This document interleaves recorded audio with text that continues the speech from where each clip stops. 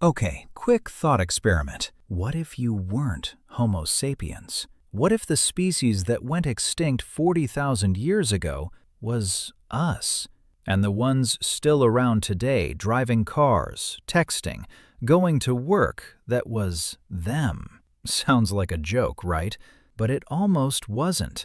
Homo sapiens came this close to being the ones who didn't make it. Not Neanderthals, us. And once you see how close it actually was, you're never going to feel quite as confident about, obviously humans were always going to win. Here's the world you actually grew up in. 300,000 years ago, sapiens shows up in Africa. Meanwhile, Neanderthals are already running Europe. Denisovans have Asia covered. There's even a tiny species of human about a meter tall hunting elephants on an island in Indonesia. At one point, there are 6 or 7 different human species alive on Earth at the same time. 6 or 7. And then, one by one, they vanish until it's just us. That's the story you know. But here's the thing scientists keep finding. Over and over, the deeper they dig, that outcome wasn't locked in. It wasn't destiny. It was closer to a coin flip that happened to land on us. Therefore, let's flip the coin the other way, just for fun.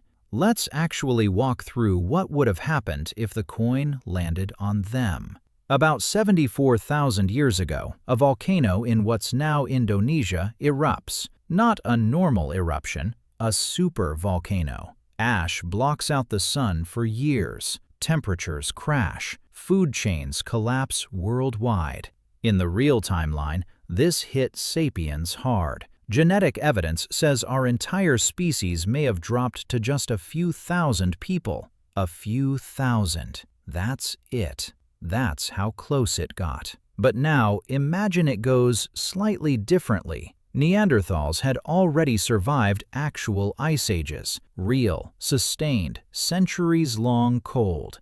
Their bodies were built for it, barrel chests, short limbs, big nasal cavities to warm, freezing air before it hit their lungs. A volcanic winter is rough, but it's basically Tuesday for a species built like a walking parka. Sapiens, still mostly African, still built for warm climates this time, they don't bounce back. Every shrinking herd, every dwindling patch of farmable land, Neanderthals already have the home field advantage. They've been working these territories for hundreds of thousands of years. Sapiens aren't just fighting the cold, they're fighting for scraps in someone else's backyard.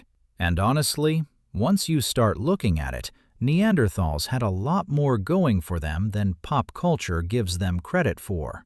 Bigger brains than us, on average. Deeper, more established territory. They'd already been running Europe and Asia for hundreds of thousands of years. They buried their dead. They made jewelry out of eagle talons. There's even a Neanderthal skeleton, old, disabled, arthritic, that lived for years like that. Which means someone was taking care of him. They weren't cavemen. They were just already kind of built for this. So the coin landed the other way. Now what? Fast forward. Neanderthal populations don't just survive the volcanic winter. They take over the territory sapiens used to compete for. Generations pass. Culture builds on culture. Now, nobody actually knows what a Neanderthal city would have looked like, but their bodies give us a few fun clues. Picture buildings built low, wide, and heavy, thick stone. Low ceilings built by a species with barrel chests and stocky frames who spent 100,000 years engineering their bodies to hold on to heat, not lose it. No skyscrapers, just fortresses. Picture their cold tolerance, meaning they never needed to migrate the way sapiens did. So instead of spreading thin across the globe, their civilizations grow deep in fewer places. Fewer, bigger, older cities.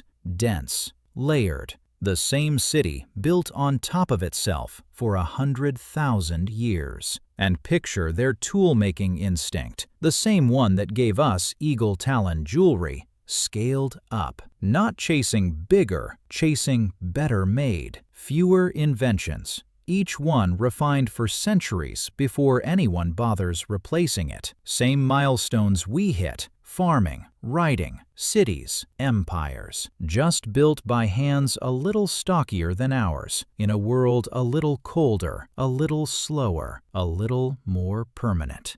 Now here's where it gets interesting. Because somewhere in this version of the world, right now, there's a team of scientists in a lab running tests on some old bones just pulled out of a cave. And their working theory? These bones belonged to some extinct offshoot, a failed branch, a species that almost made it but didn't have what it took. That's the theory anyway. That's what the data seems to say. They're wrong, but they don't know that yet. Which brings us back to right now. In this version of the story, that's you at the kitchen counter. Coffee, phone. Nothing about your life feels strange to you because it isn't. It's just Tuesday. And that lab from a minute ago, that's on your TV right now. Breaking news.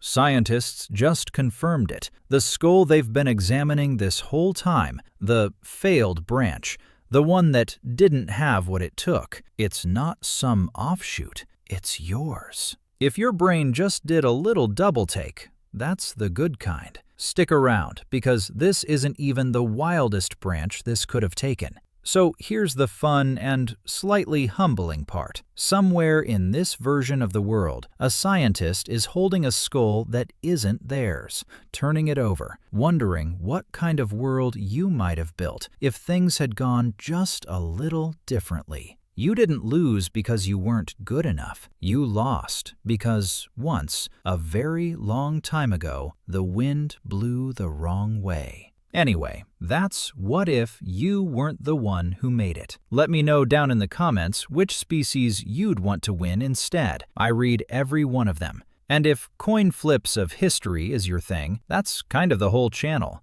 This one actually spun off from an earlier video, the original timeline, where Sapiens wins. Watch that one right after this, and the whole thing clicks into place. It's right there.